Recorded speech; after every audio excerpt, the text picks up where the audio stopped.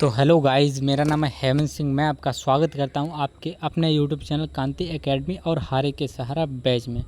तो भाइयों, आज की इस वीडियो में हम बात करेंगे unit number 3 chemical engineering thermodynamics का टॉपिक है, जो है second law of thermodynamics unit number 3 में है पहला टॉपिक हमारा।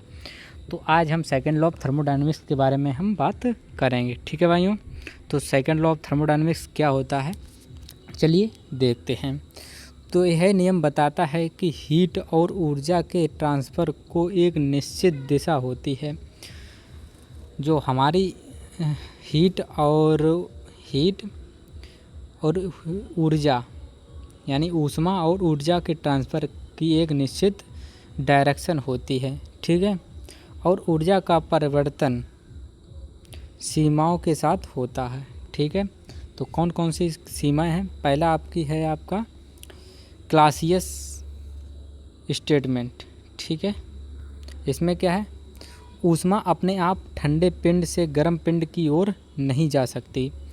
तो स्टेटमेंट हमारा पहला कहता है कि जो है हमारी ऊष्मा होती है वो ठंडे पिंड से गर्म पिंड की ओर अपने आप नहीं जाती है, ठीक है। किसी बाहरी ऊर्जा के मदद के बिना ऊष्मा का निम्न ताप की वस्तु से उच्च ताप वाली वस्तु की ओर स्वतः प्रवाहित होना असंभव है, जब तक कि कोई एक्सटर्नल फोर्स ना हो, यानी एजेंसी ना हो, ठीक है। आप यह डायग्राम बना लीजिए। इसमें ऊपर आपका हॉट बॉडी है, ठीक है। ये मतलब ये आपकी हीट पंप है, ठीक है। और नीचे आपकी कोल्ड बॉडी है, जहाँ पर टेम्परेचर हमारा T2 है। ऊपर है हमारी हॉट बॉडी, वहाँ पर टेम्परेचर है T1, ठीक है।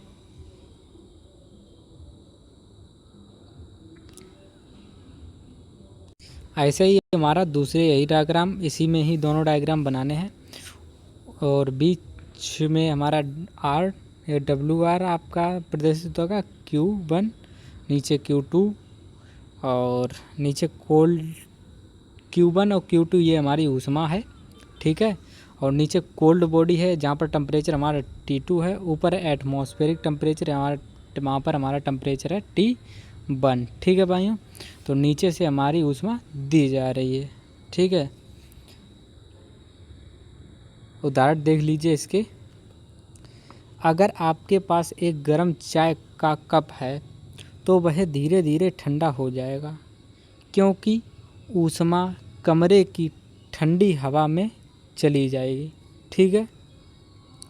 लेकिन कमरे की ठंडी हवा की ऊष्मा अपने आप कप को गर्म नहीं कर सकती, ठीक है। इसके लिए हमें हीटर या बाहरी वर्क की ज़रूरत पड़ेगी। समझ गए होंगे कॉन्सेप्ट आप। अब दूसरा हमारा स्टेटमेंट है केल्विन प्लैंक स्टेटमेंट, ठीक है। यह क्या कहता है, यह भी देख लीजिए। एक ऐसी युक्ति जो हीट को वर्क में चेंज कर सके हीट इंजन कहलाता है, हमारा इंजन, ठीक है। लेकिन किसी भी हीट इंजन की इफ़िशियंसी 100% हीट को वर्क में चेंज कर सके, हीट को कंप्लीटली वर्क में चेंज नहीं किया जा सकता, ठीक है। अर्थात ऐसा हीट इंजन का निर्माण इम्पॉसिबल है जो हीट को कंप्लीटली वर्क में चेंज कर दे, ठीक है। तो आज तक ऐसा कोई इंजन नहीं बना है जो हमारा हीट है उसको कंप्लीटली वर्क में चेंज कर सके, ठीक है।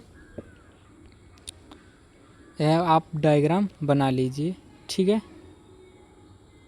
यह हमारा मान लीजिए यहाँ पर हीट इंजन है, ठीक है। Q1 आपका हीट दी जा रही है और ऊपर है आपका हीट टेम्परेचर। इसमें दूसरे भी डायग्राम में आपका हाई टेम्परेचर रिजर्वॉयर T1 और नीचे लो टेम्परेचर रिजर्वॉयर T2 आपका है, और बीच में आपका हीट इंजन है, ठीक है। और आप यह डायग्राम बना लीजिए, ठीक है भाइयों। अब उसका उदाहरण भी देख लेते हैं। तो मान लीजिए कोई इंजन है जो बॉयलर से गर्मी लेकर मशीन चलाता है, ठीक है। यह इंजन पूरी गर्मी को यानी पूरी हीट को काम में नहीं बदल सकता, ठीक है। हमेशा कुछ हिस्सा बाहर यानी वेस्ट में फेंकना पड़ता है, यानी वेस्ट में चला जाता है, जैसे कंडेंसर या धुआं में, ठीक है। इसलिए कोई भी इंजन 100% एफिशिएंसी वाला नहीं हो सकता, ठीक है भाइयों। तो आशा करता हूँ आपको समझ में आया होगा।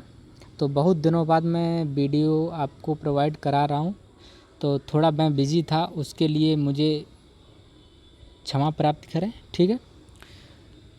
अब आपको रेगुलर वीडियो प्रोवाइड होंगी। मैं चाहूँगा जल्द से जल्द आपका सिलेबस कंप्लीट हो, ठीक है भाइयों। तो इसकी मैं बहुत ही प्रयास करूँगा। तो मिलते हैं नेक्स्ट वीडियो में, तब तक के लिए बाय।